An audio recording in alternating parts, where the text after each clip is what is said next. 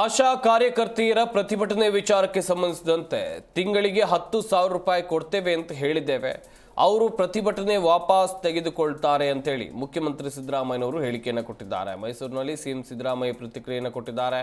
ಒಂದು ಕಡೆಯಲ್ಲಿ ಆಶಾ ಕಾರ್ಯಕರ್ತೆಯರು ರಾಜ್ಯಾದ್ಯಂತ ಯಾವ ರೀತಿಯಾಗಿ ಆಕ್ರೋಶವನ್ನು ವ್ಯಕ್ತಪಡಿಸಿದ್ರು. ಬೆಂಗಳೂರಿನ ಫ್ರೀಡಂ ಪಾರ್ಕ್ನಲ್ಲಿ ಪ್ರತಿಭಟನೆಯನ್ನು ಮಾಡ್ತಾ ಇದ್ರು. ಅವರ ಬೇಡಿಕೆಯನ್ನು ಸರ್ಕಾರ ಈಡೇರಿಸಲಿಲ್ಲ ಎನ್ನುವಂಥ ಕಾರಣಕ್ಕಾಗಿ ಈ ಸಂಬಂಧ ಮಾತನಾಡಿರುವಂಥ ಮುಖ್ಯಮಂತ್ರಿ ಸಿದ್ದರಾಮಯ್ಯ ಅವರು ತಿಂಗಳಿಗೆ 10,000 ಕೊಡ್ತೇವೆ ಅಂತ ಹೇಳಿದ್ದಾರೆ.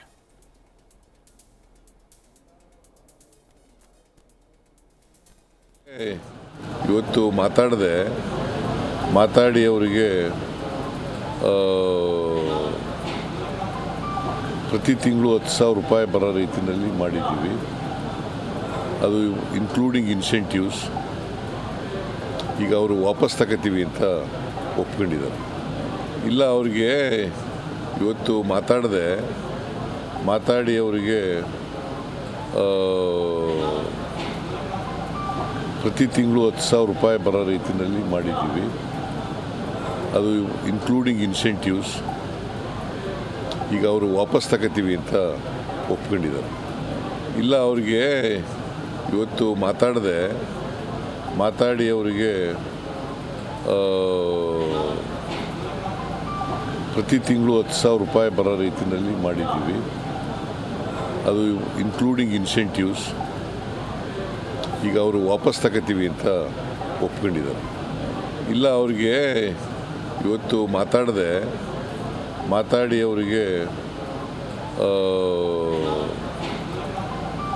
ಪ್ರತಿ ತಿಂಗಳು 10,000 ರೂಪಾಯಿ ಬರೋ ರೀತಿಯಲ್ಲಿ ಮಾಡಿದ್ದೀವಿ.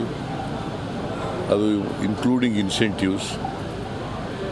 ಈಗ ಅವರು ವಾಪಸ್ ತಗೋತೀವಿ ಅಂತ ಒಪ್ಕೊಂಡಿದ್ದಾರೆ. ಜಿ ಕನ್ನಡ ನ್ಯೂಸ್ ಈಗ ನಿಮ್ಮ ಮನೆಯಲ್ಲೇ ನೋಡಿ. ಎಲ್ಲ ಕೇಬಲ್ಗಳಲ್ಲಿ ಈಗ ಲಭ್ಯ.